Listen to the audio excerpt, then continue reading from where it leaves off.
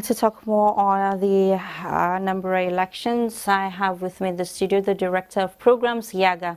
She's Cynthia Mbamalu. She was practically on ground that day, right? Yes, yes. So how did it go with the tension, threats and challenges that were associated with the Anambra elections?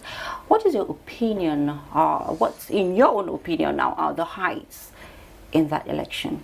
What will you say? Yeah, I guess first is the fact that we held the elections. The elections have come and gone, and I think that was a major high because before November 6th, there was a lot of fear and apprehension. Would these elections hold because of the security threat? But thankfully, we saw elections. They came and voters came out to vote, and I think it's important to commend the Anambra, as we call them, who defied all orders and all odds and came out to vote. That is very important. That is one major high, and I think the other part for me. So when Anambra, I was in Anambra 2 weeks to the elections, and just going through the communities because we had trainings at the local government levels, and just getting reports from our guys in the field in the communities, our trainers. There were some voters who wanted to vote, but they just said, if we're certain our lives to be secured, we would vote. So to see the level of security deployment and even the fact that we had security operatives operate within some level of professionalism, I think that was a major high because usually you'd see elections, there will be reports of security being unprofessional or abusing fundamental human rights. But in the Anambra elections, one of the things we observed as Yaga Africa was the fact that we had security deployment at the polling units where we observed, and not just that, but they were professional in their conduct. That was another high. I think the third high from that election is the fact that the process is getting better. And I think a lot of citizens need to understand and appreciate that our electoral process is actually improving and votes are counting. It's difficult to manipulate the process now.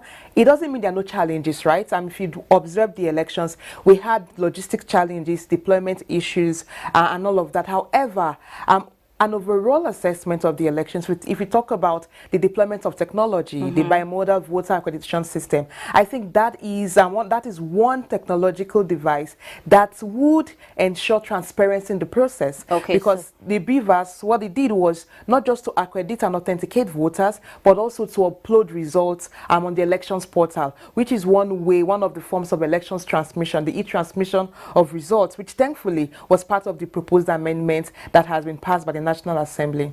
So you mentioned three highs. So now what are the lessons, Cynthia? Can you tell us the lessons we can learn from the Anambra election, given the fact that 2023 is just around the corner? And this is not just one state we're talking about, we're talking about the whole of national. Yeah, so what lessons?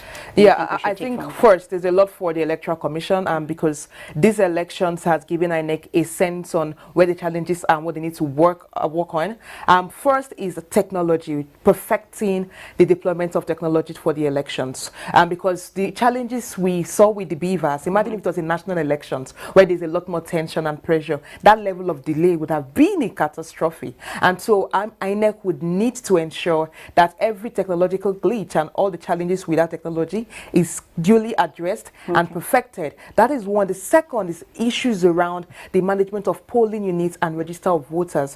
One of the things we had seen in Anambra was INEC created new polling units, but there was a level of imbalance in distribution of polling units. Some polling units had very few voters, while some had 750 to 1,000 and 3,000. So that in itself is problematic. And so INEC has that opportunity to review its polling units for the national polling units created and ensure that there is better allocation of voters across the polling. So that is within the commission. And I think the third is building confidence in the process. Voter turnout in Anambra was really low, 10%, 10.27%. And for the national, this is beyond just INEC. It's a joint effort by both the Electoral Commission, media practitioners, CSOs, political parties. We need to start preaching the message of participation as a fundamental right and as a democratic responsibility. And we need to build trust and confidence in the process, because if voters are not coming out to vote, all this investment in building the system would almost be a waste. So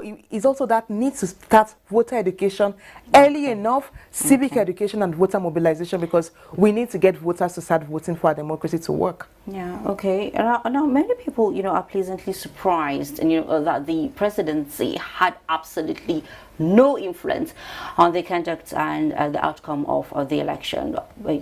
So was there any justification for such fears? Was there any such justification? Well, we live in a country where there's a lot of mistrust.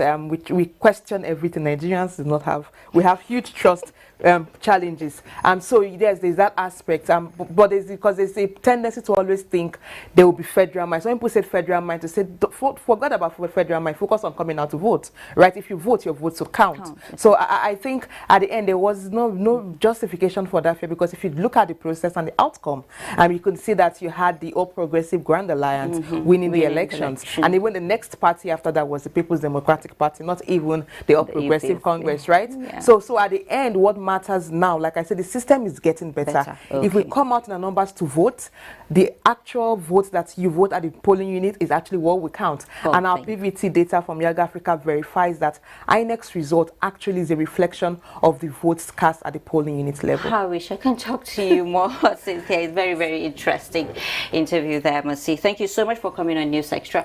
Yes, Director of Programs